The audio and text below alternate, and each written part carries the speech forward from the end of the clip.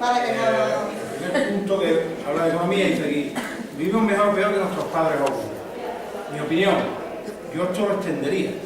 Yo estoy dispuesto a extender esto y decir que solo yo considero que vivimos mejor o peor. Hablo en general a nivel del mundo, no hablo de países ni de zonas. Creo que por supuesto vivimos mejor, pero yo lo extendería. Yo estoy dispuesto incluso a ampliarlo y decir que vivimos mejor que la persona más rica del mundo hace un par de siglos, hace siglo y medio. La persona más rica del mundo hace siglo y medio, hace 2 siglos, viajaban de diligencia, hace 2 siglos. Ni le cuento el esfuerzo que podía representar para él viajar a Florencia o a París, que hoy día en 2 horas nos plantamos allí. Podemos comparar todos los avances tecnológicos que existen en la actualidad, los avances médicos, los avances internet, la radio, los avances de ocio, los avances culturales. Accedemos a bibliotecas. Antes la cultura estaba muy restringida. Nosotros queremos escuchar música, le damos un botón y nos bajamos toda la música de Mozart, interpretada por el mejor intérprete, y no nos cuesta un rayo. Antes el señor más rico del mundo tenía que traer a Mozart, a los músicos, a los instrumentos, mantenerlos y pagarlos, etcétera, etcétera. Por haber ahí hasta Viagra, que ya, aunque sea un poco chocante, es el colmo de los colmos. Más cosas relacionadas con eso. Vemos la esperanza de vida, vemos la esperanza de natalidad, que desde 1820 aquí ha pasado de 20 y tantos, 30 años a 66. Hablo de la esperanza de vida. La natalidad, lo tengo por aquí apuntado, por ejemplo, de la infantil de 200 por 1000 a 54 por cada 1000. En 40 años el PIB se ha doblado. Si miramos el siglo XX resulta que la renta per cápita, que me imagino que todo suena, la cantidad de dinero que hay en el mundo lo dividimos entre el número de habitantes, se ha incrementado por 3,5 entre el número de habitantes. A pesar de que el número de habitantes se ha incrementado todavía más. Al empezar el siglo XX había 1.500 millones de personas, al terminar el siglo XX había 6.100 millones de personas. Aún así, la renta per cápita se ha incrementado más que el incremento de la población. Bueno, ¿y todo esto por qué? ¿Qué ha pasado aquí para que apenas en 2 siglos, porque el crecimiento tecnológico hasta el siglo XVIII fue mínimo, ínfimo, ¿de acuerdo? A partir de ahí se genera un crecimiento sostenido. ¿Por qué? 2 razones fundamentales. Uno, el progreso tecnológico. Los expertos vienen... El capitalismo no está claro, nadie nítidamente te puede decir, empezó el 12 de marzo de 1800, 1700, ¿vale? Todos son un proceso, pero más o menos lo vienen a iniciar con la primera revolución industrial, 1750 1760. Nos situamos ahí, nos situamos en 1800, ¿de acuerdo? Y se produce toda la eclosión tecnológica. ¿Y favorecida por qué? Por la economía de mercado, por el capitalismo. Es lo que produce eso, porque están directamente relacionados. Existen las patentes, el que tiene una patente se apropia de ese invento, lo puede explotar, se beneficia de él durante 20 años y eso origina un crecimiento que permite que cada vez nos gastemos más en inversión, en desarrollo, en patentes, en avances tecnológicos. Sin el crecimiento económico no habría estado el bienestar, no habría el gasto público que hay, no podemos permitir la sanidad que tenemos, ni la educación que tenemos. Tiene que haber crecimiento económico. Para que haya crecimiento económico tiene que haber progreso tecnológico y capitalismo. Más o menos eso es lo que yo quiero decir sobre eso.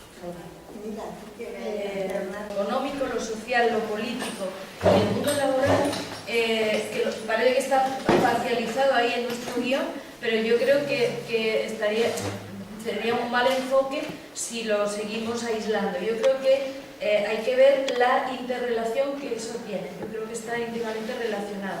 Las 4 cosas en realidad sería una sola, un único bloque, e incluso podríamos hablar de más cosas. En esa interrelación, quizás lo que más prima es lo económico, por lo menos en el mundo en el que vivimos. Yo a Pedro le tomo a veces el pelo, se ríe o se cabrea, le digo que él es un marxista, y él se cabrea mucho, ¿no? Me digo, tú eres un marxista, Pedro, porque en realidad, cuando hacemos del enfoque de lo que miramos y primamos solo lo económico, en realidad estamos dando un enfoque marxista a la historia, o sea, si lo único que nos importa es la economía, esa es una mirada marxista. Por eso yo muchas veces le digo, tú eres un marxista, ¿no? Si hablas de mucho más, ¿no? Pero o sea, me refiero solo a eso, a que si vemos las cosas solo desde el punto de vista económico, estamos con una mirada que parcializamos mucho las cosas. Bien, economía, sociedad, política, mundo laboral, en realidad son instituciones del Estado. Son instituciones del Estado. ¿Dónde queda el individuo aquí?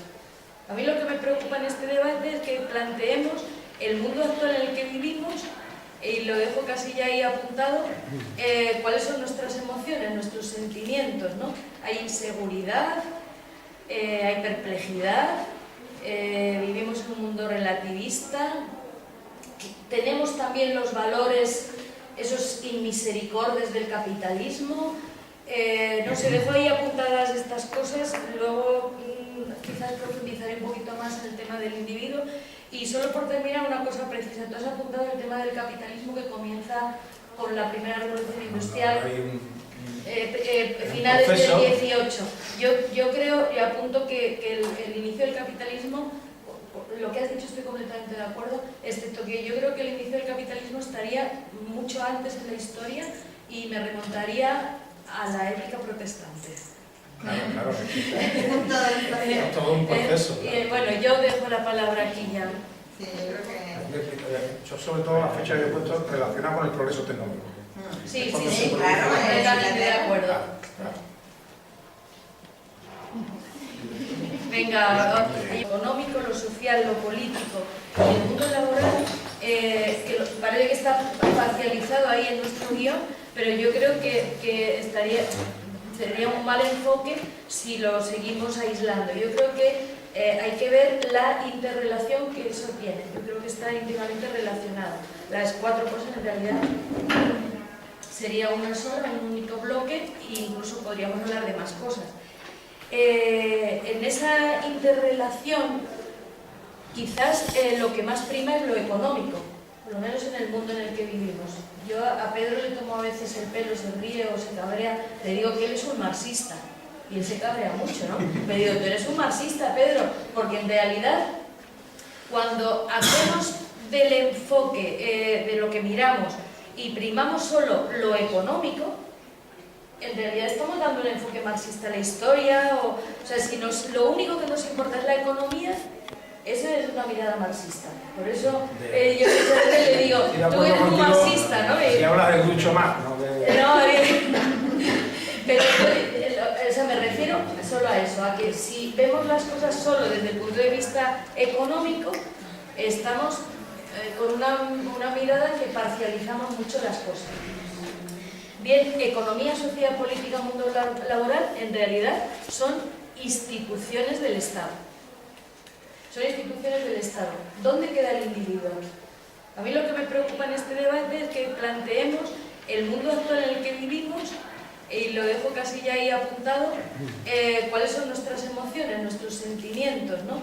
Hay inseguridad, hay perplejidad, vivimos en un mundo relativista, tenemos también los valores, esos inmisericordes del capitalismo.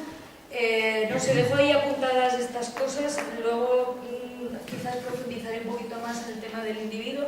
Y solo por terminar, una cosa precisa. Tú has apuntado el tema del capitalismo que comienza con la primera revolución industrial, finales del 18. Yo creo y apunto que el inicio del capitalismo, lo que has dicho estoy completamente de acuerdo, excepto que yo creo que el inicio del capitalismo estaría mucho antes en la historia y me remontaría a la época protestante. Claro. Es todo un proceso. Bueno, yo dejo la palabra aquí ya. Sí, yo creo que... Yo sobre todo la fecha que he puesto relacionada con el progreso tecnológico. Sí, claro, completamente de acuerdo. Claro. Venga, Podré cometer muchísimos fallos y ya vos lo aprenderéis para la próxima vez. No había planteado ni habíamos quedado quién iba a dinamizar el debate, porque siempre hay alguien que va dando la palabra y que va un poco marcando el tiempo, porque si no alguien come mucho tiempo, otro no le da tiempo a hablar, para que cada uno pueda expresarse. Esto era un debate porque nosotros queríamos que los alumnos y las alumnas pudieran exponer y pudieran expresar también qué idea tienen ellos sobre este mundo que ellos están viviendo, porque ellos no están ajenos a este mundo, no es que sepan más filosofía o más historia o más economía, es que ellos están viviendo en este mundo y desde ahí queríamos que ellos participaran también con lo poco o mucho que ellos hayan aprendido en el tiempo de vida que tienen. y el tipo de vida que han vivido. Le damos el la hecho palabra de que nos presentáramos es para que cada uno hiciéramos como una pequeña introducción. Ahora le damos la palabra a ella. Entonces Enrique, que es nuestro invitado, hemos sido muy descorteses porque sería el primero que tenía que haber hecho la entrada al debate. Pero bueno, ya sabéis. No, a lo mejor es de más cortesía dejarle la Sí, porque me da ventaja. Sí, te da ventaja, así saber un poquito lo que hay. Yo creo que yo le daría la palabra ahora a algún alumno, señalo a Carmen, pero más alumnos han preparado el debate, pero Claro. como la tengo ahí enfrente... Pues venga. Sí, en cuanto a tecnología, medicina, salud, educación, transporte, etc. Pero por lo menos antes había trabajo y el mundo no estaba tan perdido como lo está ahora. O sea, que eso de que vivimos mejor es relativo. O si no, preguntarle a los 5 millones de parados y a toda la gente, familia, que o están en la calle pasándolo realmente mal para salir adelante. Antiguamente no habría internet ni todas las cosas que tenemos hoy en día, pero con que entrara un sueldo en casa ya comía toda una familia y ahora hace falta que trabaje hasta mi abuela para poder vivir medianamente bien en un hogar. Con lo que quería decir es que no sé hasta qué punto vivimos mejor que antes. Pero el caso es que yo no veo la... A ver, que Pedro ha comentado antes que a partir del siglo XVIII se produce un desarrollo tanto tecnológico como económico y los avances en el ámbito socioeconómico y a nivel de vida han mejorado.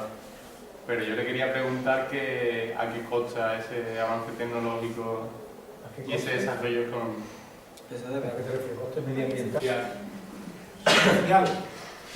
Le damos demasiada importancia. El que afecte que vivimos mejor no tendría ese punto de vista, el que no afecte, ¿no?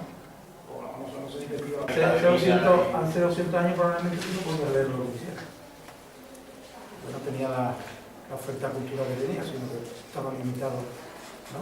Sí, pero antiguamente, por ejemplo, Democráticamente, ni te cuento, porque hace 200 pero años, sí. si no me equivoco, reinaba Fernando VI.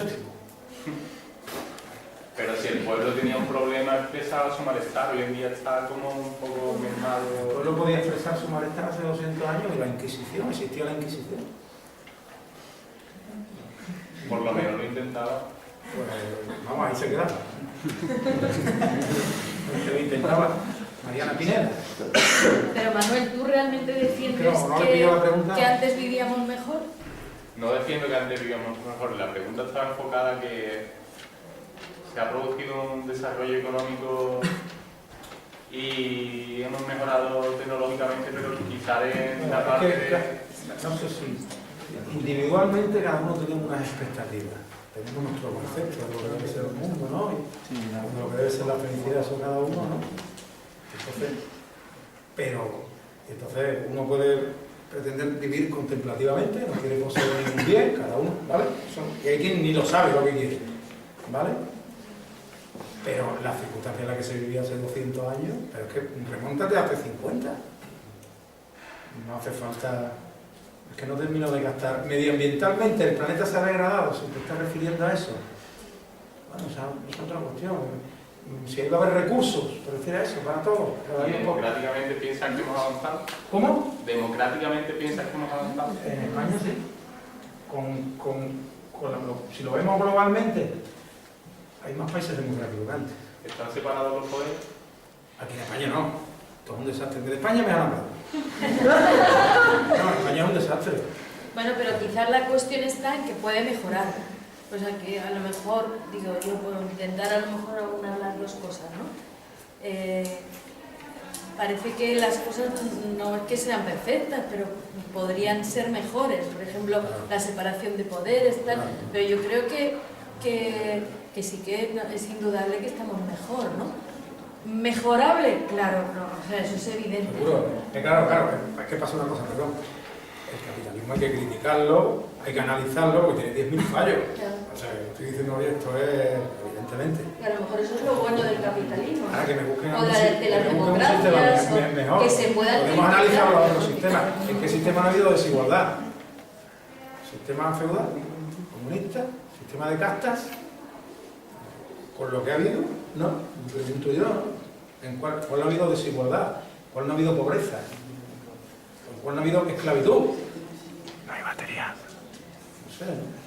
¿Qué vamos a hacer? A ver, tú querías comentar algo y después me ha pedido la palabra también. A ver si le damos ya. Y ahí vamos 6 o 7 años con este cachondeo, estamos en 2007 así, y los políticos quieren seguir gastando lo mismo o más, y los ingresos son menores. Pero no solamente los políticos, yo creo que hay muchas personas que si ganan 1.000 euros gastan 1.100, por eso se hipotecan. Y por eso hemos llegado a lo que hemos llegado.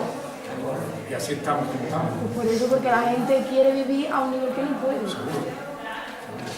O a lo mejor porque está atrapado, no se ha metido en una hipoteca. Una serie de cosas, pero es que resulta que lo que os estoy escuchando a vosotros me parece más interesante que lo que yo traía previsto contar. Por lo cual, lo que voy a decir está un poco desfilvanado porque respuesta a cosas que habéis planteado cualquiera de los que habéis intervenido antes, pero creo que es más importante. Me ha gustado mucho la presentación que ha hecho Carmen de las cosas en las que cree que hemos avanzado. Y yo estoy de acuerdo con ella. Sí que es verdad una cosa, que yo creo que la pregunta nos hace mirar en una dirección distinta de la que resulta más interesante. La pregunta nos dice si vivimos mejor que nuestros abuelos. Hombre, ahí prácticamente la mayoría coincidiremos en que sí. Yo creo que la pregunta verdaderamente importante es si vivimos todo lo bien que potencialmente podríamos vivir en función de los desarrollos tecnológicos, de los cuales debo decir que no todo el mérito, ni siquiera la parte sustancial, hay que atribuírselo al capitalismo. Yo en eso difiero de Pedro, y lo digo con fundamento, me dedico a temas de filosofía de la ciencia, de la técnica y lógica, y bueno, es una reflexión que la he hecho durante muchos años, no es una cosa que se me ha acabado de ahora. Mirad, os pongo un ejemplo concreto y os digo en qué sentido no es solo el capitalismo el que motiva el avance tecnológico.